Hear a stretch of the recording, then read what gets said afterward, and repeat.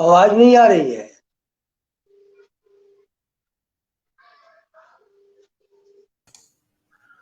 नमस्कार, मैं अमन कुमार। भारतीय जनमानस की इस व्याख्यान श्रृंखला में मैं आप सबका हार्दिक स्वागत करता हूं। डॉक्टर रामविलास शर्मा स्मृति विशेष व्याख्यान में आज का व्याख्यान प्रोफेसर श्री भगवान सिंह का है। प्रोफेसर भगवान सिंह, श्री भगवान सिंह वरिष्ठ आलोचक हैं। मैं इनका एक संक्षिप्त परिचय आप लोगों के सामने प्रस्तुत कर रहा हूं। बिहार के गांव नकती कला जिला सिवान में जन्मे श्री भगवान सिंह पटना विश्वविद्यालय तथा जेएनयू में अध्यापन करने के बाद भागलपुर विश्वविद्यालय में हिंदी के प्रोफेसर रहे। श्री भगवान सिंह की ख्याति गांधी के अध्येता के रूप में है। स्वयं को गांधीवादी कहने में वे गौरव का अनुभव करते हैं। श्री भगवान सिंह की आलोचनात्मक पुस्तकों में तुलसी और गांधी, हिंदी साहित्य और नेहरू, आधुनिकता और तुलसीदास, आलोचना के मुक्त वातायन, गांधी और हिंदी राष्ट्रीय जागरण, गांधी और दलित भारत जागरण, गांधी और हमारा समय, हिंदी गांधी एक खोज, समालोचना, पाठ पुनर्पाठ, आलोचना के देसी ठाठ, समय संवाद आदि प्रमुख हैं। प्रोफेसर श्री भगवान सिंह किसी परिचय के मोहताज नहीं है, लेकिन ये एक छोटा सा परिचय है। आपको कई सम्मान से नवाजित किया जा चुका है। अभी आपको हाल में उत्तर प्रदेश सरकार द्वारा सम्मानित किया गया है। सर का मैं हार्दिक स्वागत करता हूं। नमस्कार सर।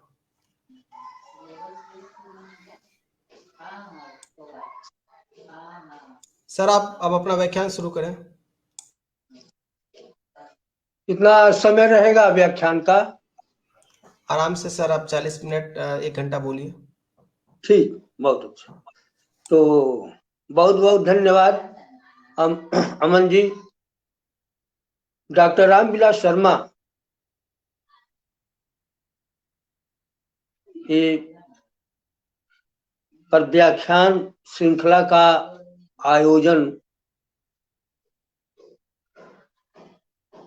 जो है बहुत ही एक प्रशंसनीय काम है, और इसके लिए भारतीय जनमानस और इसके संयोजक डॉक्टर अमन कुमार जी बधाई और साधुवाद के पात्र हैं। अमन कुमार जी पिछले साल से लगातार इस तरह के कई आयोजन करते आ रहे हैं, और ये बहुत ही प्रशंसनीय काम है, और सही माने में सोशल मीडिया का यही उपयोग है जो वो कर रहे हैं। सोशल मीडिया का आजकल कुछ लोग इस तरह से करते हैं कि अपना अधेड़ उम्र के हो गए जवानी का फोटो लगा देते हैं, अपडेटेड हिज प्रोफाइल। अरे क्या भाई, फोटो लगाने का दुख है, उस पर कमेंट सुन रहे हैं, जवानी का जैसे प्रदर्शन कर रहे हैं। कोई अपने जो है पति पत्नी के प्रति जो है वादा निभा रहे हैं, बहुत प्यार है, ये सोशल मीडिया का एक तरह से दुरुपयोग है। मेरे पोती है तो इतने साल की हो गई, आशीर्वाद दीजिए।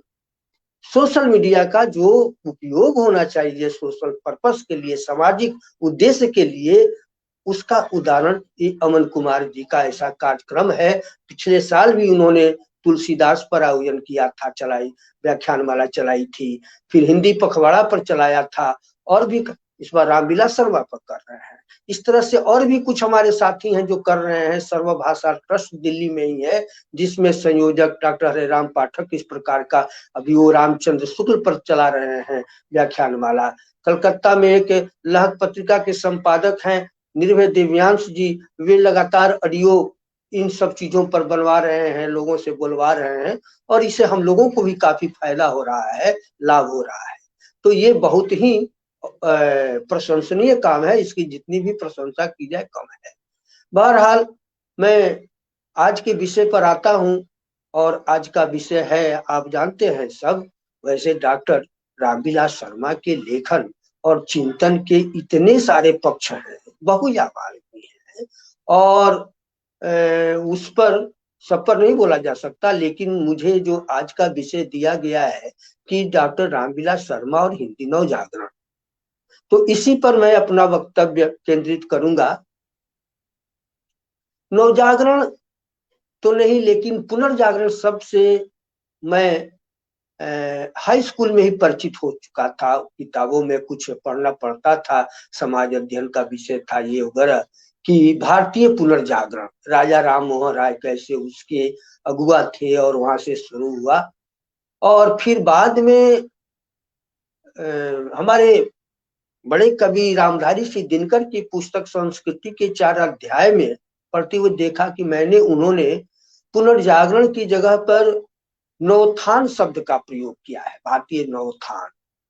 लेकिन और आगे की पढ़ाई करने पर देखा कि हमारे बुद्धिजीवी जो हैं पुनर्जागरण या नवोत्थान की जगह पर भारतीय नवजागरण शब्द का प्रयोग करने लगे, और यही शब्द जो है ज्यादा प्रचलित हुआ और है। भारतीय नवजागरण से मतलब था कि ब्रिटिश औपनिवेशिक शासन काल में हमारे देश में धर्म के क्षेत्र में, समाज के क्षेत्र में जो बहुत सारी रूढ़ियां थी, उनके खिलाफ एक जागरूकता का अभियान चला और उसे माना गया कि यह एक नए प्रकार की जागृति थी। फिर 1857 में जो हमारा स्वाधीनता संग्राम हुआ, जिसे प्रथम स्वाधीनता संग्राम कहते हैं, अंग्रेजों ने जिसे सिपाही विद्रोह कहा था, लेकिन हम उसे अपना स्वाधीनता संग्राम मानते हैं। उसके बाद से राष्ट्रीय स्वाधीनता की चेतना, राष्ट्रीय अस्मिता की चिंता, ये हमारे देश के बौद्धिक वर्ग में पैदा होने लगी और इस नवजागरण का यह भी एक स्वर बना, मुख्य स्वर बना। और भारतीय नवजागरण के तहत हम इस सारी चीजों का जो है अर्थ लेते रहे। डॉक्टर रामविलास शर्मा ने एक काम यह किया महत्वपूर्ण कि उन्होंने भारतीय नवजागरण के समानांतर हिंदी नवजागरण अवधारणा का प्रतिपादन किया। और हिंदी नवजागरण ये कोई भारतीय नवजागरण से ये उद्देश्य नहीं था बिल्कुल अलग दिखाना, बल्कि भारतीय नवजागरण के परिसर में हिंदी नवजागरण ने कैसे एक अपनी खास पहचान बनाई और कुछ खास बातें इसमें ऐसी थी जो अन्य क्षेत्रों में नहीं थी, उनकी तरफ उन्होंने ये ध्यान आकृष्ट किया और कहा कि 1857 का जो संग्राम था उससे ये हिंदी नवजागरण का सीधा सीधा संबंध था और उसके प्रभाव स्वरूप हिंदी नवजागरण, जिसे वो भारतेंदु काल से मानते हैं, भारतेंदु हरिश्चंद्र के समय से, कई विशेषताओं की ओर उन्होंने संकेत किया, उसका उल्लेख किया। डॉक्टर रामविलास शर्मा की इस अवधारणा का या स्थापना का हिंदी जगत में बड़ा स्वागत हुआ, ये मुझे याद है उन दिनों। और हम लोग भी बहुत इस बात को लेकर गौरवान्वित महसूस करते थे कि हिंदी नवजागरण एक अपनी चीज है हिंदी की। लेकिन सन 2000 में डॉक्टर शर्मा के निधन के बाद उनसे कुछ खार खाए हुए आलोचक जो थे वो हिंदी नवजागरण पर एक तरह से हल्ला बोल पड़े, टूट पड़े और यह सिद्ध करने में लग गए कि डॉक्टर शर्मा की यह जो अवधारणा है हिंदी नवजागरण की, वह सही नहीं है और यह तो हिंदी नहीं बल्कि हिंदू नवजागरण था। इसमें 1857 के विद्रोह की कोई चेतना नहीं थी, बल्कि इससे जुड़े हुए भारतेंदु युग के जो तमाम साहित्यकार थे वो राजभक्ति पूर्ण कविताएं लिख रहे थे या लेखन कर रहे थे। ब्रिटिश राज के प्रति, ब्रिटिश सत्ता के प्रति उनकी निष्ठा थी। इसलिए यह कहना कि यह साम्राज्यवाद विरोधी चेतना इसमें थी या संप्रदाय मुक्त चेतना थी, ये गलत है। और उन लोगों ने इसे साम्राज्यवाद समर्थक, हिंदूवाद समर्थक इस तरह से बताया और खारिज करने की कोशिश की, जो कि एक बहुत ही मेरी समझ में या मेरे जैसे अनेक लोग हैं जो इसे गर्हित प्रयास मानते हैं और डॉक्टर शर्मा की छवि को धूमिल करने का प्रयास मानते हैं। अफसोस कि जिस प्रगतिशील धारा से डॉक्टर शर्मा आजीवन जुड़े रहे, उसी धारा की कुछ लोगों ने डॉक्टर शर्मा पर हिंदूवादी होने का आरोप लगाया, इसलिए कि वो वेदों की तरफ जाकर कुछ लिखने लगे थे, उन पर बोलने लगे थे। यह अब इस पर नहीं ज्यादा बोलना है। बहरहाल मैं दो वानगी पेश करूंगा किस तरह से डॉक्टर शर्मा पर की हिंदी नवजागरण की अवधारणा पर उस समय जो आक्षेप किए गए। एक उस समय राजेंद्र यादव जी हंस पत्रिका के संपादक थे 2001 में, और 2001 के दिसंबर अंक में उन्होंने कोई ब्रजरत्न मणि थी उनका लेख छापा था, उसका एक अंश आप सुने।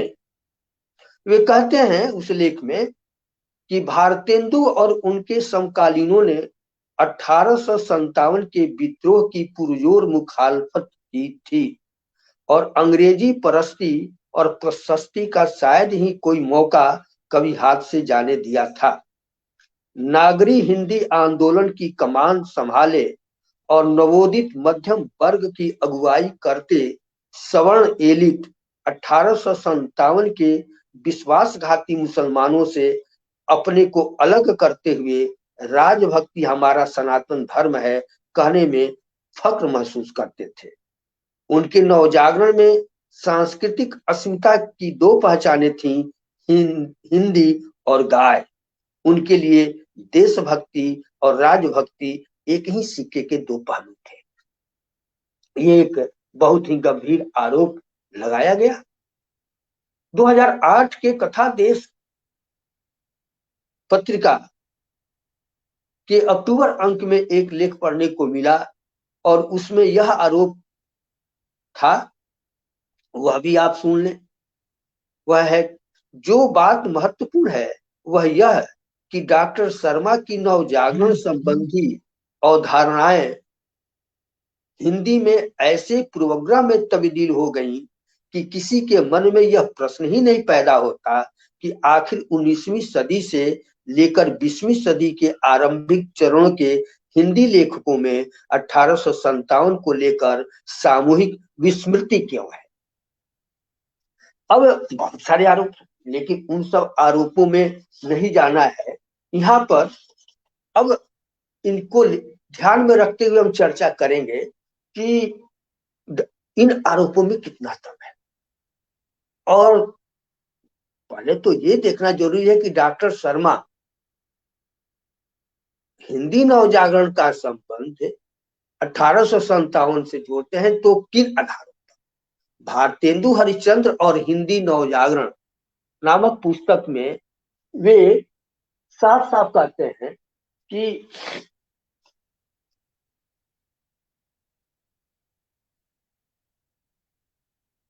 पहली है राष्ट्रीय स्वाधीनता का उद्देश्य और दूसरी है अंग्रेजी राज के स्वरूप की पहचान। ये दो चीजें जो हैं इन्हें आधार बनाते हैं डॉक्टर शर्मा 1857 से हिंदी नवजागरण को जोड़ने की, कि राष्ट्रीय स्वाधीनता का उद्देश्य क्या था और ब्रिटिश राज के स्वरूप की पहचान।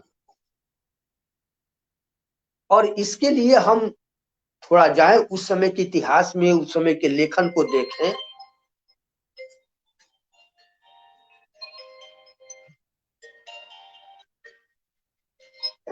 हाँ, अभी कार्यक्रम चल रहा है।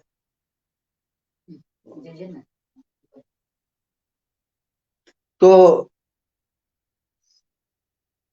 पहली चीज हम ले भाषा के रूप में हिंदी नवजागरण को, यह बात माननी पड़ेगी कि 1857 के विद्रोह या संग्राम के बाद भले ही उसका निर्ममता पूर्वक अंग्रेजों ने दमन किया, लेकिन उसकी चिंगारी सुलगती रही और कई रूप। यहाँ के लोगों में पहली बार एहसास हुआ कि सबसे पहले जो अंग्रेजी भाषा हम पर लादी जा रही है उससे हम कैसे अपने को मुक्त करें और पूरे देश के लिए संवाद की, संपर्क की एक भाषा हो। यह महसूस हुआ 1857 के बाद। ये कहने में कोई अतिशयोक्ति नहीं है। और देखेंगे कि मैं मानता हूं कि कलकत्ता में हिंदी के काम काज शुरू हो चुके थे। उदंत मार्तंड जैसी पत्रिका 1826 में निकल चुकी थी कलकत्ता से, और भी पत्र पत्रिकाएं। लेकिन हिंदी को पूरे राष्ट्र में एक संपर्क भाषा का रूप दिया जाए, यह एहसास पहली बार वहां पर मानना पड़ेगा कि कलकत्ता की धरती पर हुआ। और ये घटना है 1870 की, जब गुजरात में जन्मे स्वामी दयानंद सरस्वती कलकत्ता गए थे और वहां पर उस समय के आचार्य केशव चंद्र सेन, बंकिम चंद्र चटर्जी जैसे जो दिग्गज मनीषी थे, बुद्धिजीवी थे, उनके साथ उनका संवाद हुआ।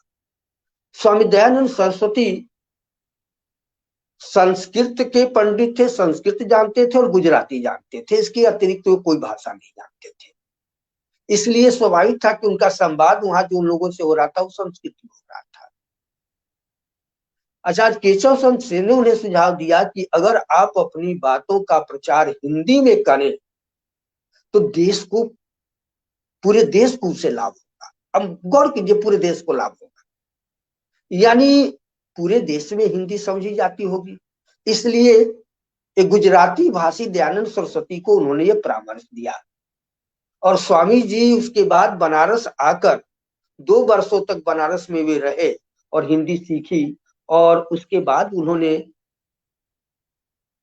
सत्यार्थ प्रकाश की रचना की, फिर आर्य समाज की स्थापना की और ये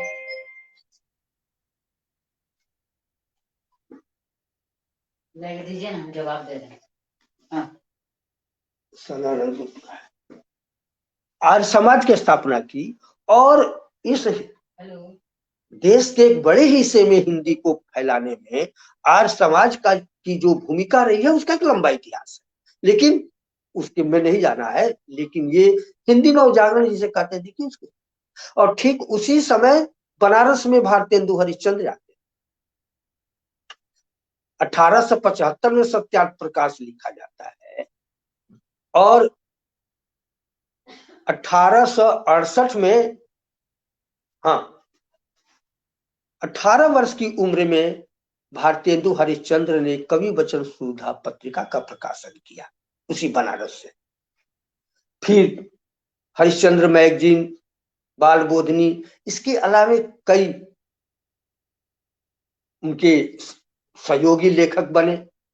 प्रताप नारायण मिश्र कानपुर से ब्राह्मण पत्रिका निकालने वाले, बालकृष्ण भट्ट इलाहाबाद से हिंदी प्रदीप, बाल मुकुंद गुप्त कलकत्ता से, आप देखेंगे मिर्जापुर से चौधरी बद्री नारायण प्रेम घन, आनंद कादम्बनी जैसी पत्रिका, कलकत्ता से उचित वक्ता, सार सुधानित, भारत मित्र जैसी पत्रिकाओं का प्रकाशन। एक हिंदी को कैसे हम समृद्ध करें और इससे पूरे देश के लिए हम एक समर्थ भाषा, संपर्क भाषा बना सके, इस अभियान में जुट जाते हैं। और ये दौर वहां से जो चलता है भारतेंदु, माने 19वीं शताब्दी के उत्तरार्ध से आप देखेंगे कि 20वीं शताब्दी तक। उसी में महावीर प्रसाद द्विवेदी सरस्वती पत्रिका के संपादक बनकर आते हैं 1903 में और वे इस काम को आगे बढ़ाते हैं। डॉक्टर रामविलास शर्मा वो भी पुस्तक लिखते हैं, महावीर प्रसाद द्विवेदी और हिंदी नवजागरण।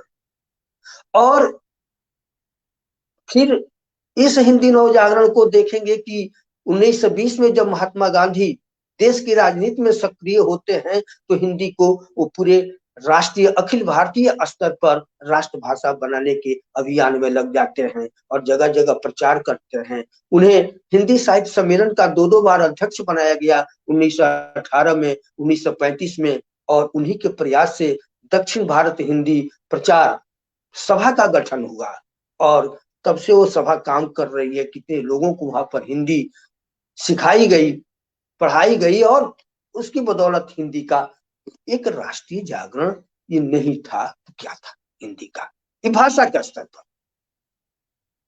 यही नहीं, जिन प्रदेशों को हम हिंदी भाषी कहते हैं, बिहार हो कि उत्तर प्रदेश हो कि मध्य प्रदेश हो, राजस्थान, देखेंगे कि यहाँ के लेखक और कवि अपनी अपनी जनपदीय बोलियों या भाषाओं का जो मोथा, चाहे अवधी हो कि ब्रज भाषा हो कि भोजपुरी हो कि मैथिली हो कि अंगता हो कि बुंदेलखंडी हो, इन सबका मुंह छोड़कर लोग हिंदी को समृद्ध करने में लग गए, कविता लिखने लगे, उपन्यास लिखने लगे, कहानियां लिखने लगे और तरह तरह से हिंदी साहित्य को समृद्ध करने में जुट गए। यह जागरण नहीं था तो क्या था? हमारे बिहार में ही देखिए, राम वृक्ष बेनीपुरी जैसे, बज्जिका उनकी भाषा थी, नहीं बज्जिका में शिव पूजन, चार शिव पूजन सहाय, भोजपुरी उनकी माने क्षेत्रीय बोली थी, भोजपुरी में नहीं हिंदी में आए। उसी क्षेत्र के बड़े महत्वपूर्ण कथाकार राधिका रमण प्रसाद सिंह हुए। बाबा नागार्जुन मैथिली में भी लिखते थे, लेकिन आप जानते हैं हिंदी के भी इतने ही महत्वपूर्ण कवि है। फणीश्वर नाथ रेणु, रामधारी सिंह दिनकर जैसे जैसे लोगों, सबकी अपनी अपनी क्षेत्रीय बोलियां थी, सबने त्याग किया। और उसी तरह से उत्तर प्रदेश, बिहार, मध्य प्रदेश, वहां के साहित्यकारों ने किया। तो यह जो था कि एक जागृति आई कि हिंदी को राष्ट्रभाषा के रूप में आगे बढ़ाना है, इसलिए उसके कोश को, भंडार को हम समृद्ध करें। अब इसमें कुछ लोगों ने कि भारतेंदु काल में उन लोगों ने कि उर्दू का विरोध किया और उर्दू से अलग। अरे भाई, उर्दू का विरोध कहाँ था? उर्दू कौन भाषा थी? इसी हिंदी में अरबी फारसी के शब्दों को ठूस कर और फारसी लिपि देकर एक भाषा गढ़ ली गई उर्दू के नाम से। और उन शब्दों को जो है, जिस अरबी और फारसी का यहाँ के किसी जनपद से कोई संबंध न तब था न आज है, और कहा गया कि ये यहाँ की भाषा है। और मुगलों के काल में फारसी को राजभाषा बनाया गया। फिर वो चलती रही अदालती भाषा के रूप में अंग्रेजों के समय भी, और उसकी जगह पर नागरिक को स्थान दिया जाए, ये लोग मांग करने लगे हिंदी को। तो इसमें कहाँ क्या गलत था भाई? इसमें कैसे सांप्रदायिक सोच था? ये तो अपनी देशज भूमि और जमीन से जुड़ी हुई चीजें थी। जब अंग्रेजी, जिस तरह से हमारे अंग्रेजी विदेशी भाषा है, उसी तरह अरबी और फारसी भी है। अरबी और फारसी कुछ आलिम फाजिल लोगों की भाषा हो सकती है और है। किस जनपद में अरबी बोलने वाले किसान और मजदूर हैं? फारसी बोलने वाले किसान और मजदूर, चाहे वो मुसलमान ही क्यों नहीं हो, सब जिस जनपद में है वहां की भाषा बोलते हैं। भोजपुर में है तो भोजपुरी मुसलमान भी बोलते हैं, अवध में है तो अवधी मुसलमान भी बोलते हैं। तो ये जो हमारे भारतेंदु युग के लेखक या साहित्यकार जो भी थे, नागरी लिपि की बात कर रहे थे और देशज शब्दों को भरने की बात कर रहे थे अभी फारसी की जगह पर। जो उनके शब्द आम फाम तो वो तो ले ही रहे थे, उसमें कौन सा सांप्रदायिक दृष्टिकोण? और जो लोग अरबी फारसी से लिपटे हुए थे वे बड़े उदार मना थे। वो तो उनको चाहिए था कि उसका मुंह छोड़कर यहाँ के शब्दों को ग्रहण करें। जब यहाँ के हवा पानी मिट्टी में जीवन आप बिता रहे हैं, परवरिश हो रही है, तो यहाँ के शब्दों को ये था। और इसी को लेकर हमारे आज के सेकुलर बंधु जो हैं, इन लोगों पर क्या तो ये उर्दू का, अरे उर्दू का विरोध नहीं कर रहे थे, अरबी फारसी के नाम पर जो भाषा का जातीय स्वरूप बिगड़ रहा था उसका विरोध कर रहे थे। और बहुत मुसलमान भी थे जो कि इस जातीय स्वरूप में लिख रहे थे और उसको चाह रहे थे। कुछ ही थे, बहुत नहीं थे, लेकिन अधिकतर तो वही थे। सर सैयद अहमद खां क्या कर रहे थे 19वीं सदी में अंग्रेजों के प्रभाव में? उर्दू के लिए और अलीगढ़ बना कि नहीं उर्दू आंदोलन का केंद्र। तो उसके लिए तो आप कुछ नहीं कहेंगे, लेकिन भारतेंदु हरिश्चंद्र सबसे जो कहते हैं, सितुआ एक होता था जिससे कद्दू छिला जाता था, तो उसके लिए एक मुहावरा था कि सितुआ सबसे चोख कद्दू पर, वो कद्दू ही केवल छील सकता था और दूसरा नहीं।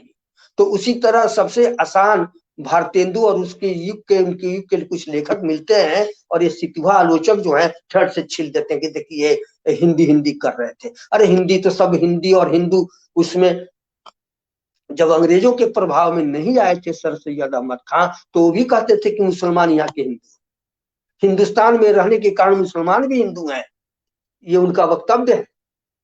और ये मैंने पढ़ा है डॉक्टर राजेंद्र प्रसाद की किताब इंडिया डिवाइडेड में, आप भी पढ़ लीजिए, उसमें है कोटेड।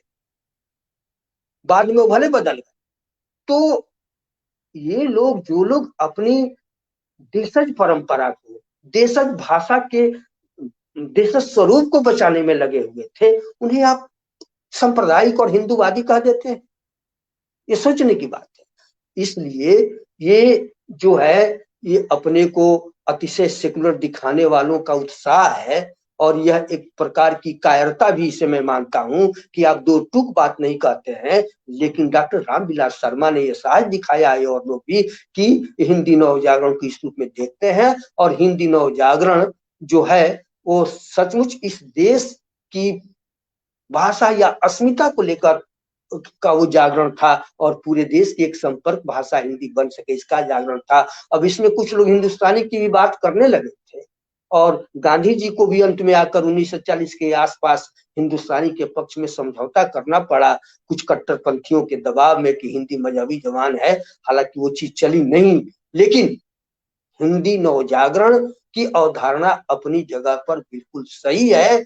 और आज उस नवजागरण जागृति की भावना में जो कमी आती जा रही है उसी का परिणाम है कि हम हिंदी भाषी क्षेत्रों में ही देख रहे हैं कि कोई भोजपुरी के लिए आंदोलन कर रहा है, कोई मगही के लिए कर रहा है, कोई किसी भाषा के लिए कि संविधान की 8वीं अनुसूची में जगह दी जाए। ये उसी जागृति की में कमी आने का परिणाम है। उस समय वो जागृति इतने प्रबल रूप में थी कि किसी का भी ध्यान अपनी क्षेत्रीय या जनपदीय भाषा पर नहीं गया।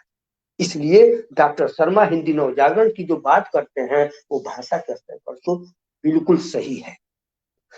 दूसरी चीज जो नवजागरण में देखने में आई वह था अंग्रेजी शिक्षा के प्रति एक आलोचनात्मक दृष्टिकोण।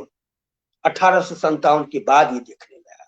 1857 में ही अंग्रेजों ने 3 विश्वविद्यालय इस देश में पहली बार स्थापित किए थे, एक मद्रास में और एक कलकत्ता में और दूसरा बम्बई में।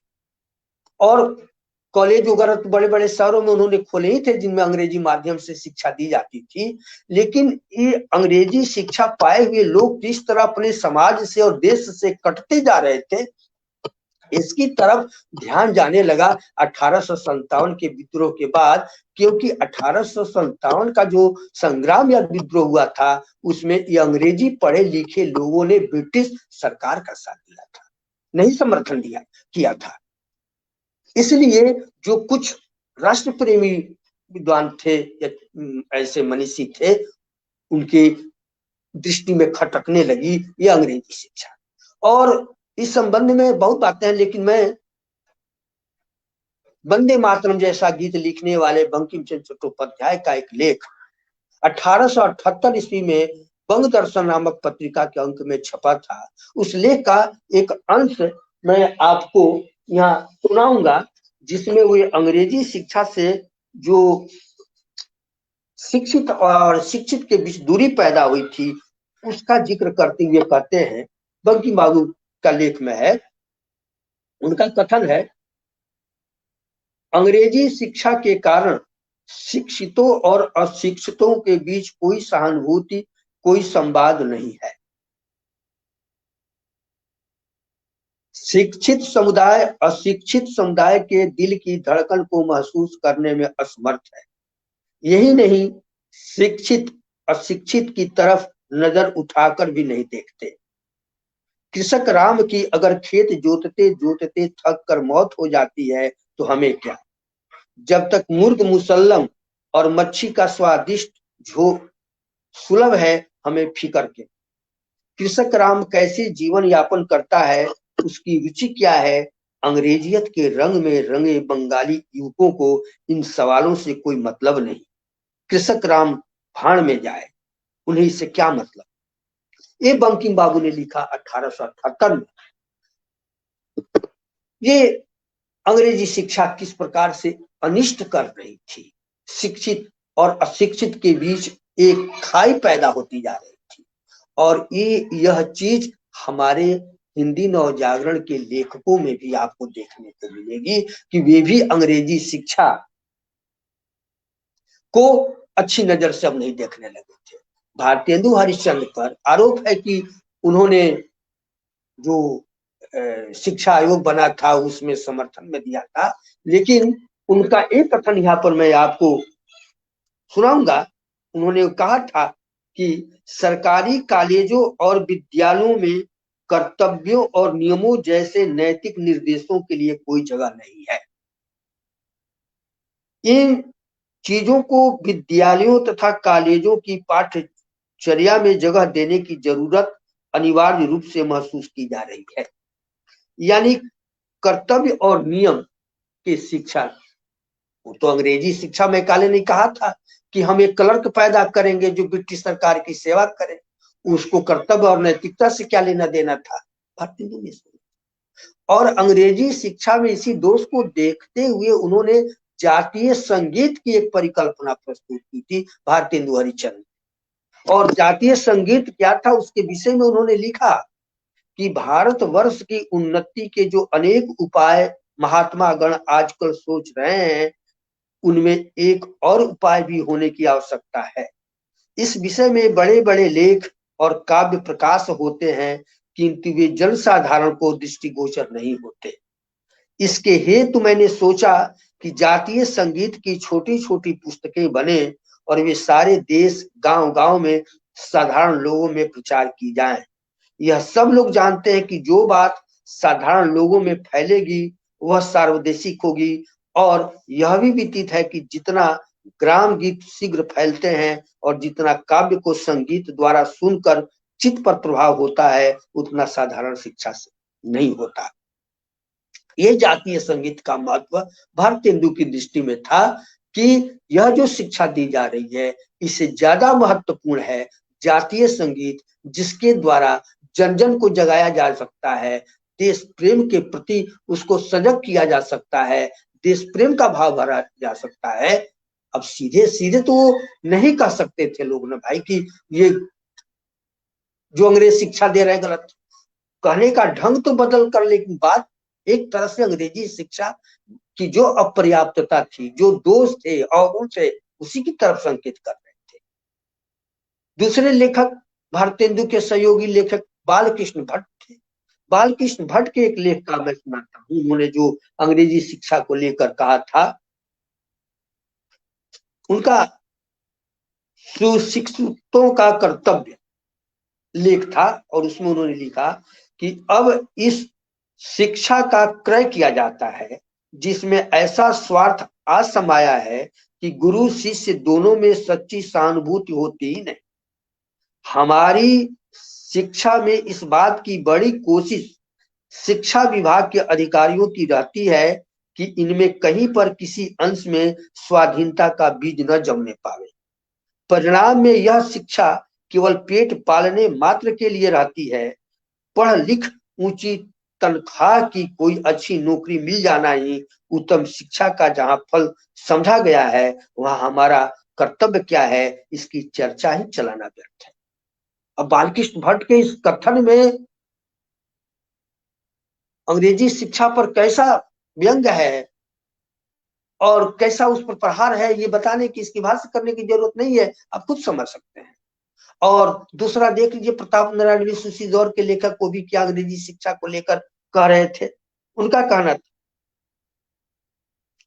कि प्रताप नारायण मिश्र का कथन है कि लोग अपने लड़कों को आंखें मीच कर स्कूल भेज देने की भेड़ चाल छोड़ें, क्योंकि वहां आत्मगौरव, स्वजातित्व, देशवात्सल्य, सनातनाचार इत्यादि की शिक्षा नहीं होती, जो मनुष्य जीवन का भूषण है। वर्षों का समय और सैकड़ों रुपया केवल ऐसी पढ़ाई में जाता है जिसका फल इतना मात्र है कि तन नाजुक, मन अपनेपन से फिरंट और जीवन केवल पर सेवा द्वारा पेट पालने में बिता देने के योग्य रह जाए। ये अंग्रेजी शिक्षा की देन थी। और इस अंग्रेजी शिक्षा का कि अब ये हिंदी नवजागरण जिसे कहते हैं, यह भी देखिए, ये भी उस चीज शामिल है कि किस तरह से ये लेखक जो थे हमारे हिंदी नवजागरण के, अंग्रेजी शिक्षा के प्रति शंकालु थे या उसे संदेह की दृष्टि से देख रहे थे, प्रश्नांकित कर रहे थे। महात्मा गांधी ने 1909 में हिंद स्वराज में आकर अंग्रेजी शिक्षा की आलोचना की थी कि ये कैसी शिक्षा है, हमें विदेशी भाषा में शिक्षा दी जाती है, पढ़ना पड़ता है। हिंद स्वराज में 1909 में, और 1909 के पहले हमारे हिंदी के लेखक जो है ये अंग्रेजी शिक्षा के इन दोषों की तरफ लोगों का ध्यान आकृष्ट कर चुके थे और कर रहे थे। क्या ये माने गांधी जी कह गए तो सही और ये लोग कह रहे थे तो गलत, या इनका कोई महत्व नहीं? किनका भी महत्व है?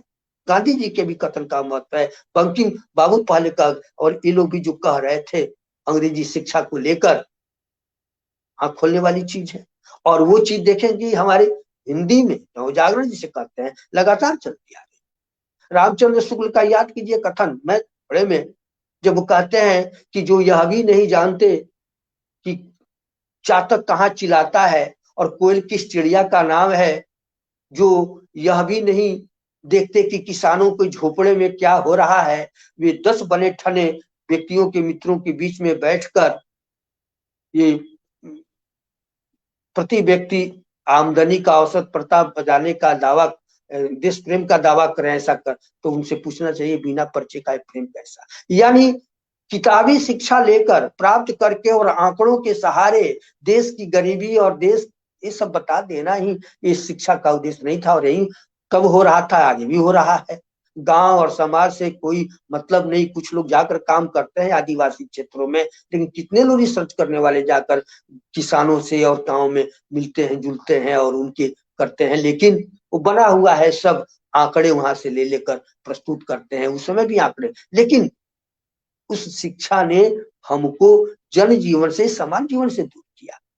और इस चीज की बहुत, जो बंकिम चंद्र ने जिस कृषक राम की बात की थी, मैं देखता हूं कि वही कृषक राम प्रेमचंद के गोदान में होरी के रूप में दिखाई देता है। प्रेमचंद के उपन्यास में नंदुलाल वाजपेयी ने उस समय लिखा था कि इसकी कथा जो है वो 2 फ्लैट की तरह है। जिस तरह 2 फ्लैट में रहने वाले एक ही अपार्टमेंट में रहते हैं, लेकिन एक दूसरे से कोई अंतर संबंध नहीं होता, मेल जोल नहीं होता, उसी तरह ये 2 कथाएं शहरी जीवन से जुड़ी हुई या ग्राम जीवन से चलती। लेकिन नहीं, मैं भी आप भी मार्क करेंगे कि प्रेमचंद ने एक तरह से शिक्षित और अशिक्षित ये दोनों समुदाय को खड़ा किया है कि ये शहर में रहने वाले राय साहब हों, कि प्रोफेसर खन्ना हो, कि मिस मालती हो, कि वो मिल मालिक खन्ना हो, बिजली पत्र संपादक ओंकार नाथ हो, ये सब शिक्षित वर्ग किस तरह से होरी जैसे किसानों से कटे हुए लोग हैं। ये जाते हैं अपना मनोरंजन के लिए, लेकिन वो किस प्रकार से अपना खून पसीना एक करके अन्न पैदा करते हैं, फसल पैदा करते हैं और इनका पेट भरते हैं। उनके कष्ट की वजह से, किसानों के कष्ट की कोई इनकी चिंता नहीं है, कोई फिक्र नहीं है। प्रेमचंद ने भी उसी चीज को दिखलाया है कि इस शिक्षा ने किस तरह से दूरी फैलाई, आदमी से आदमी को अलग किया है, विशिष्ट और सामान्य ये वर्ग बनाया। पहले तो ब्राह्मण और क्षत्रिय माने जाते थे उच्च वर्ग, लेकिन अंग्रेजी शिक्षा ने जो शिक्षा प्राप्त कर गया वो किसी भी वर्ण उसका खास स्थान बन जाता था। आज भी है, आज भी शिक्षित वर्ग जो है वो कहाँ आम आदमी को, जो श्रम करने वाला है, परिश्रम करने वाला है, साग सब्जी बेचने वाला है, उसको अपने समान समझने को तैयार है। ये अंग्रेजी शिक्षा का अभिशाप आज तक चल रहा है, बढ़ता जा रहा है। मैं देखता हूँ, साग सब्जी खरीदने जाता हूँ, लोग आते हैं 1 लाख की मोटरसाइकिल लगा देते हैं, कोई 5 लाख की गाड़ी लगाकर, 6 लाख की गाड़ी लगाकर, और सब्जी वाले से इस तरह बात करते हैं कि जैसे सब्जी वाले पर वो एहसान कर रहे हैं। अरे जरा सा वो कुछ दाम अपना ठीक है, इतना महंगा बेचेगा, लूट मची हुई है, इस तरह से उसको डांटते फटकारते हैं। ये नहीं समझते हैं कि अगर सब्जी ढोकर न लाए सवेरे सवेरे तो पैसा इनका पॉकेट में रह जाएगा और भूखे रहना पड़ेगा। लेकिन उन श्रमिकों के श्रम का कोई महत्व नहीं है हमारे शिक्षित को। हजारों किसान आत्महत्याएं लाखों कर चुके, हमारे देश के कितने शिक्षित वर्ग ने उस पर ये किया। खैर मैं विषयांतर हो रहा हूं, लेकिन यह शिक्षा का जो है, ये हमारा हिंदी नवजागरण जो है, शिक्षा के प्रति, ब्रिटिश शिक्षा, अंग्रेजी शिक्षा के प्रति आलोचनात्मक स्वर भारतेंदु काल से ही लोगों में देखेंगे। तीसरी बात, पानी पी ले भाई।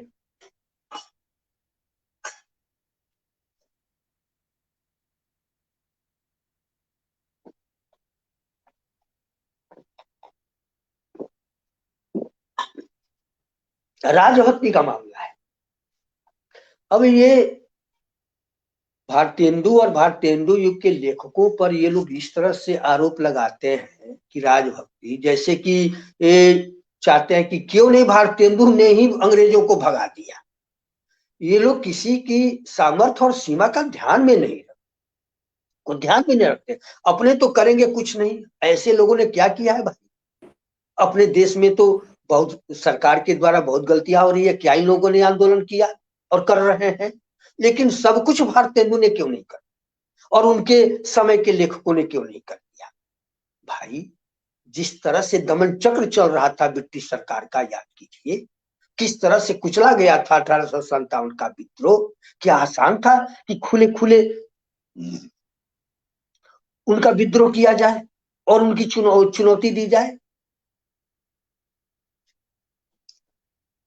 बहादुरी का मतलब ये नहीं होता है कि पागल हाथी के सामने जाकर हम खड़े हो जाएं।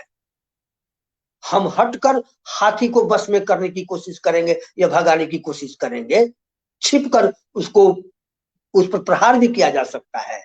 आमने सामने जाने पर खुद कुचले जाने का खतरा रहता है। ब्रिटिश सरकार या कोई भी शासन इसी प्रकार का सत्ता मद में मता हुआ होता है और उससे बहुत कौशल माने बुद्धिमत्तापूर्ण ढंग से उसे निपटना होता है। ठीक है, राजभक्ति का है। भारतेंदु ने लिखा भारत साहब में कि अंग्रेज राज सुख साज सजे भारी, पै धन विदेश चली जाते ही यति ख्वारी। दोनों बातें हैं, लक्षण और व्यंजना, कि ठीक है बड़ा सुख साज मिला, लेकिन सारा धन विदेश चला जाता है। एक ही पंक्ति में उन्होंने कितनी बड़ी बात कहा थी। जो किताब लिखकर दादा भाई नौरोजी ने ड्रेन थ्योरी दी और Ramesh Dutt The Economic History of India जैसी पुस्तकों के जरिए जो इन लोगों ने बतलाया था कि किस प्रकार हमारे देश का धन अंग्रेज लूट कर ले जा रहे हैं बाहर, भारतेंदु हरिश्चंद्र ने एक पंक्ति में वो बात कह दी, पै धन विदेश चली जाते ही यति ख्वारी। अरे भाई, ऊपर की पंक्ति मानिए व्यंग है। बहुत बार ऐसा होता है, ऐसी बिरुदावली रची जाती थी, भूखे मर रहे थोड़ा सा दे दिया, आपके जैसा फिर भी महान कोई नहीं, अन्नदाता कोई नहीं। तो यह जो था कि किस प्रकार, मैं तो मानता हूं कि राजभक्ति एक व्यवस्था थी, एक आवश्यक उस समय इविल थी, नेसेसरी इविल थी, और उसमें इन लोगों ने राजभक्ति के गमले में देशभक्ति का पौधा लगाया, बीज वपन किया। इस रूप में इसको देखना होगा। आप याद करें 1868 में भारतेंदु हरिश्चंद्र ने कवि वचन सुधा पत्रिका का प्रकाशन किया, और उस पत्रिका के सिद्धांत वाक्य में जो उन्होंने लिखा वह गौरतलब है। उस पत्रिका का सिद्धांत वाक्य था, खल गगन सो सज्जन दुखी मत होई, हरिपद मति रहे, अपधर्म छूटे स्वत निज भारत गहे, कर दुख बहे, बुद्ध तज्जहि मत सर नारी नर सम होई, जग आनंद लहे, तज ग्राम कविता सुकवि जन की अमृत बानी सब कहे। इसमें देखने में तो लग रहा है कि अरे सीधी सादी कविता, लेकिन इसमें दो तीन जो पदे आए हैं वे हरिपद, ईश्वर के पद की चरण कमलों की बात कर रहे हैं कि उसमें मति रहे, लेकिन अपधर्म छूटे, अपधर्म छूटे, लेकिन उसी में वो लिखते हैं कि स्वप निज भारत गहे, और फिर नर नारी सम होय। ये ऐसे उद्गार हैं, इनका ऐतिहासिक महत्व है, क्योंकि उस समय इस प्रकार के उद्गार व्यक्त करना भी बहुत सामाजिक दृष्टि से भी बहुत साहसिक था। नर नारी समता की बात करना भी बहुत एक सामाजिक क्षेत्र में साहस की बात थी, क्योंकि हमारा समाज जो हिंदू समाज था वो स्त्री को, नारी को, पुरुषों को समान मानने को तैयार था ही नहीं उस समय। इस प्रकार से हम कुछ अंधविश्वासों के शिकार हो गए थे और अपने पहले की उज्जवल परंपराओं को, अच्छी परंपराओं को भूल गए थे। सीता सावित्री सबको भूल गए थे उस काल में, और स्त्री लड़कियों को पढ़ाई लिखाई नहीं। भारतेंदु हरिश्चंद्र ने लिखा है कहीं कि जब उनकी बहन को उनके पिता ने किसी स्कूल में दाखिला कराया था तो वहां के जो ये थे वैसे समाज थे, बहुत उसमें हड़कंप मचा, बहुत लोगों को खराब लगा, ये हाल था। और वहां पर भारतेंदु इस बहुत बड़े संपादकाचार्य थे अंबिका प्रसाद वाजपेयी। उनकी एक पुस्तक है समाचार पत्रों का इतिहास। उन्होंने इस सिद्धांतवाद का ऐतिहासिक महत्व पर प्रकाश डालते हुए लिखा है कि जिस समय में इस सिद्धांतवाद की रचना हुई थी उस समय सुधार की किसी प्रकार की चर्चा नहीं थी और यह हिंदी प्रदेश घोर निद्रा में निमग्न पड़ा था। उस समय नार नर सम होय कहने वाला बड़ा साहसी था। गौर करेंगे, नर नार कहने वाला बड़ा साहसी था। स्वत निज भारत गहे में भावी स्वराज का संकेत था और ऐसे समय कांग्रेस का पता भी नहीं था। वह समय अंग्रेज अधिकारियों के सामने हाथ जोड़े खड़े रहने का था। 17 वर्ष बाद जब कांग्रेस जन्मी तो वह भी राजभक्ति के प्रदर्शन से ही अपने प्रस्ताव का आरंभ करती थी। ये महत्व था। आप जानते हैं कि 1885 ईस्वी में कांग्रेस की स्थापना हुई और हुई तो क्या, उसमें ऐसे ही लोग थे जो कहते थे कि ब्रिटिश एम्पायर जो है एक डिवाइन डिस्पेंसेशन है भारत के लिए, लिबरल, वो एक दैवी अनुकंपा मानते थे और इसके साथ हमको जो है अपनी जो कुछ भी है मांगे रखनी चाहिए, माननी चाहिए, याचना करते थे। स्वत निज भारत गए जो भारतेंदु ने कहा और वाजपेयी जो इशारा करते हैं कि भावी स्वराज का संकेत, यही स्वत निज भारत गए का भाव जो है 20वीं सदी में आकर प्रथम चरण में लोकमान्य तिलक के कंठ से स्वराज मेरा जन्मसिद्ध अधिकार है और मैं इसे लेकर रहूंगा इस रूप में फूटता है, यही स्वत निज भारत है और गांधी के हिंद स्वराज में प्रकट होता है ये स्वत की भावना। मामूली नहीं। और कहते हैं कि राजभक्ति, अरे सब कुछ वो क्या पुलिंदा लोग लिखते थे पोथा। भारतेंदु ने का एक ही दोहा जो है कि निज भाषा उन्नति है सब उन्नति के मूल, बिन निज भाषा ज्ञान के विचत न हुए के सूल। ये पढ़कर हम लोगों को अपनी भाषा के प्रेम पैदा हुआ, हम लोग के अंदर अपनी भाषा के प्रेम, कितने को भाषा प्रेम करा। एक दोहा, एक लंबा चौड़ा वक्तव्य भाषण नहीं कर सकता। ऐसी चीजों का महत्व है। भारतेंदु, अब उनकी मुकरियां है, एक है देखिए किस तरह से कहते हैं कि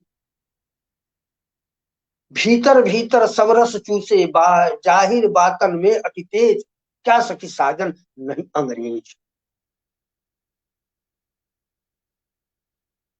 गौर कीजिए, ये भारतेंदु का ही लिखा हुआ है। भीतर भीतर सब रस चूसे जाहिर बातन में अति तेज, क्यों सखी साजन नहीं अंग्रेज।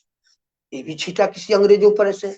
तो इस तरह से कोई मौका भारतेंदु जैसा और भी उनके सम्राट प्रताप अपने अपने ढंग से लोग कर रहे थे, प्रशंसा भी कर रहे थे, माला भी पहना रहे थे और चिकोटी भी काट रहे थे ताकि पता नहीं चले, क्योंकि केवल आंख मूंद कर फिदाइन बन जाने से नहीं सब कुछ हो जाता, समस्या का समाधान हो जाता। देह में बम बांधकर उड़ा दीजिए दूसरे को, उससे ज्यादा जरूरी है कि आप बुद्धिमत्तापूर्ण तरीके से कैसे अपने आंदोलन को और अपने काम को आगे, और उसी से धीरे धीरे चेतना आगे बढ़ती गई, लोग में जागृति आई कई स्तर पर। तो यह जो है कि ये लोग राजभक्ति, अरे भाई आप देखेंगे कि 1914 में गांधी जी ने दक्षिण अफ्रीका छोड़ा और 4 महीना इंग्लैंड में रहने के बाद 1915 के जनवरी में भारत आए। लेकिन दक्षिण अफ्रीका में जब तक वे रहे, खुद लिखा है उन्होंने, the king is dead long live the king. उनका जो नेशनल एंथम हुआ करता था वो गांधी जी गाते थे सवेरे सवेरे, तो 1914 तक।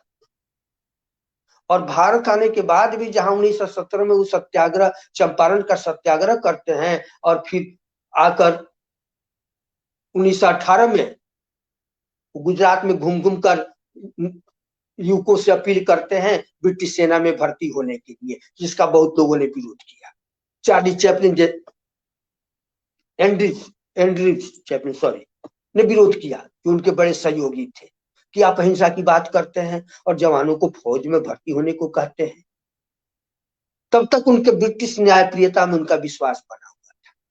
1920 से वो अलग फिर उनका अंदाज होता है और फिर वो आजादी की लड़ाई। तो भाई ऐसे ऐसे लोग जिनकी, रविन्द्रनाथ ठाकुर की ब्रिटिश न्यायप्रियता में विश्वास उनका अंत तक बना रहा। जब 1926 में शरद चंद्र चट्टोपाध्याय के एक उपन्यास पर ब्रिटिश सरकार ने बंदिश लगाई थी, आवारा मसीहा पुस्तक में विष्णु प्रभाकर जी ने लिखा है इस बात को, तो रविन्द्रनाथ ठाकुर से उन्होंने अपील की थी। तो रविन्द्रनाथ ठाकुर ने कहा था कि ब्रिटिश सरकार में जितनी न्यायप्रियता है उतनी किसी सरकार में नहीं, और मैं कहता हूं कि अगर दूसरी सरकार इसकी जगह पर होती तो इससे ज्यादा वो कठोर कदम उठाती। तो रविन्द्रनाथ का भी बना हुआ था ये सब जो है। लेकिन खैर, तो उन लोगों ने उस युग में जो शासन का दमन चक्र था या जिस प्रकार की निशंसता थी, कहना कि वो सीधे सीधे टकराते और लिखते, ये बुद्धिमानी।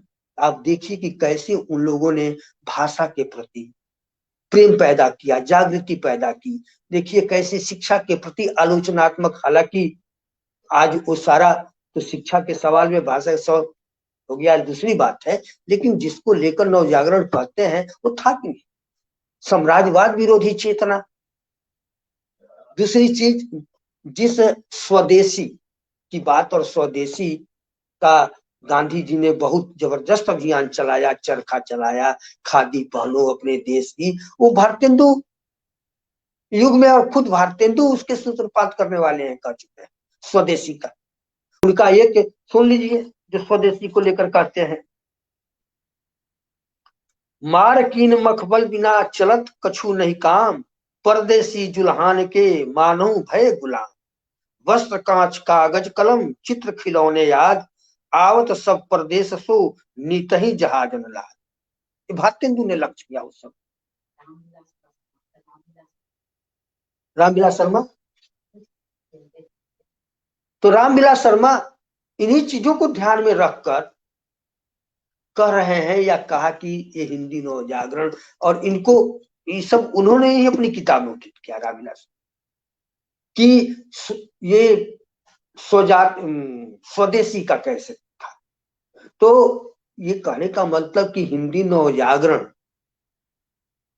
में ये चीजें केवल भाषा का को तो लेकर था ही, रामविलास जी जो मानते हैं। और रामविलास जी ये कहते हैं कि गांधी जी ने भी स्वदेशी का चलाया, लेकिन भारतेंदु युग के लेखों में और गांधी जी मंत्र यह था कि भारतेंदु यह मानते थे कि हम विदेश से की बनी हुई चीजें अपने यहाँ नहीं लाएंगे, बल्कि उन मशीनों को लाकर यहाँ पर अपनी चीज बनाएंगे, पैदा करेंगे खुद। जबकि गांधी जी कहते थे कि नहीं, हम मशीन नहीं लाएंगे, अपना जो देसी उद्योग है उससे करें। खैर ये अंतर था, लेकिन स्वदेशी का मंत्र भारतेंदु युग के लेखकों के पास भी था, और यह भी हिंदी नवजागरण की थी। रामविलास जी चीजों पर जोर देते हैं, बताते हैं, रेखांकित करते हैं।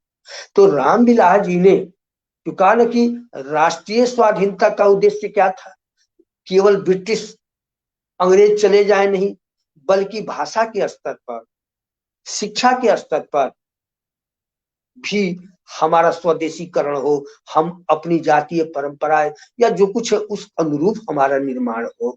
और ये ब्रिटिश राज का स्वरूप जो था कि किस प्रकार हमारे यहाँ लूट हो रही थी, हमारे यहाँ का धन विदेश जा रहा था, ये सब रखा उन लोगों ने, हिंदी नवजागरण से जुड़े लेखकों ने। और यह जो है क्रम भारतेंदु युग से शुरू होकर जब तक आजादी की लड़ाई या आजादी मिल नहीं गई, तब तक हमारे लेखकों ने अपने अपने ढंग से चलाया है। चाहे मैथिली शरण गुप्त हो, कि माखनलाल चतुर्वेदी हो, कि सुभद्रा कुमारी चौहान हो, कि रामधारी सिंह दिनकर हो, देखेंगे सब ने अपने अपने ढंग से, जयशंकर प्रसाद हो कि निराला हो, अपने अपने ढंग से इस चीज को, हिंदी नवजागरण को बाड़ी दी हो।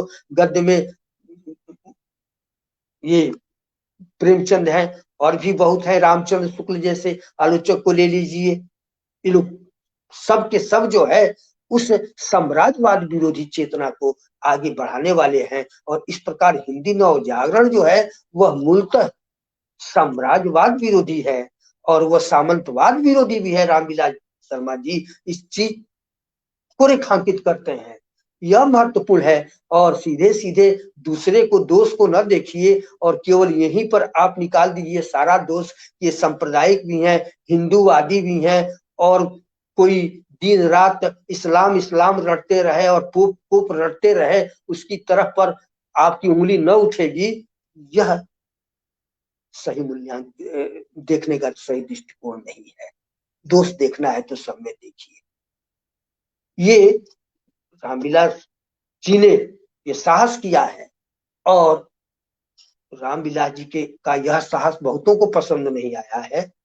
और मैं क्या कहूं, मैं तो डॉक्टर नामवर सिंह का शिष्य हूँ, सभी आप जानते हैं, और इस पर मेरा उनसे मतभेद भी रहा है। खुद नामवर जी ने भी, जो एक समय डॉक्टर रामविलास शर्मा के बहुत ही प्रशंसक थे, बाद में किन कारणों से विरोधी भी बन गए और एक मुहिम ही चला दी। और उन्हीं के एक दूसरे शिष्य वीर भारत तलवार ने रस्साकसी जैसी किताब लिखी, जिसमें भारतेंदु हरिश्चंद्र को खलनायक सिद्ध करते हुए शिव प्रसाद सितारे हिंद को नायक बनाया गया। प्रकारांतर से रामविलास शर्मा को नीचा दिखाने के लिए उनकी उन सारी मान्यताओं पर प्रहार करना जरूरी था, जिनके कारण रामविलास शर्मा बने थे हिंदी आलोचना में एक, मतलब कि जिसको कहते हैं जिसे कोई जिसके सामने टिक नहीं सके, रामविलास शर्मा। और वो सही बात है, वो टिके रहेंगे। ऐसे ऐसे कितने विरोधी आते जाते रहेंगे। आज कितने लोग रस्साकसी पर बात करने वाले हैं, कितने लोग ऐसे लोग पर। मुझे खुशी है, प्रसन्नता है कि अमन कुमार जैसे नई पीढ़ी के ये नौजवान प्रोफेसर व्याख्याता आगे बढ़कर इस कार्य को आगे बढ़ा रहे हैं। डॉक्टर रामविलास शर्मा, डॉक्टर आचार्य रामचंद्र शुक्ल जैसे जो हमारे पूर्वज हैं, पुरोधा हैं, जिनसे हमने कुछ सीखा और जिनके कारण हम अरे हिंदी भाषा और हिंदी साहित्य का भंडार भरा है, और जिसे पढ़कर ये जानकर हम भी कुछ बन सके हैं। तो मैं डॉक्टर रामविलास शर्मा के प्रति बहुत कुछ और भी कहा जा सकता है, लेकिन मैं देख रहा हूं कि समय करीब करीब 1 घंटा होने जा रहा है, इसलिए अब अपने वक्तव्य को बहस तो चलती रहेगी। अब कुछ लोग फिर इस पर बहस करते रहेंगे, करते रहें। आखिर एकम सद विप्रा बहुधा वदंती कि सत्य तो ये कहीं है, विद्वान लोग बहस न करें तो विद्वान किस बात के होंगे भाई। विद्वान होने ही का मतलब है कि बहस करते रहिए। इतनी गुंजाइश, यह गुंजाइश हिंदू धर्म में ही है, दूसरे धर्मों में नहीं है। यह भी तो लोग कहेंगे कि सांप्रदायिक व्यक्ति बोल रहा है, लेकिन देख लीजिए सत्य क्या है। तो ठीक है, बहस हो रही है, लेकिन हम लोग खड़े हैं रामविलास जी के साथ, हम लोग खड़े हैं आचार्य रामचंद्र शुक्ल के साथ। जो भी अच्छी परंपरा है, जो भी अच्छी बात है, जिनमें भी अच्छा है, उसके साथ हम खड़े हैं। और जहां नहीं, तो बहुत बहुत पुनः डॉक्टर रमन कुमार जी को और भारतीय जनमानस को धन्यवाद। आपने मुझे जोड़ा और ये आयोजन आप चला रहे हैं। आपका आयोजन बहुत सफल हो और इसी तरह से आप करते रहिए। सोशल मीडिया का रचनात्मक उपयोग आप कर रहे हैं, मुझे बहुत खुशी प्रसन्नता है। और इन्हीं शब्दों के साथ आप लोगों से विदा लेता हूँ। जो भी सुन रहे हैं उनको नमस्कार। बहुत बहुत आभार सर। इतनी समग्रता में डॉक्टर रामविलास शर्मा और हिंदी नवजागरण को बताने के लिए हम आपका बहुत बहुत आभारी हैं। और मौके पे आपको सुना, इस अवसर पे रामविलास शर्मा जब लगातार हमले हो रहे हों एक प्रगतिशील परंपरा पे, उस दौरान आपके व्याख्यान को सुनना, रामविलास शर्मा को याद करना एक बहुत सुखद है। मैं आपका बहुत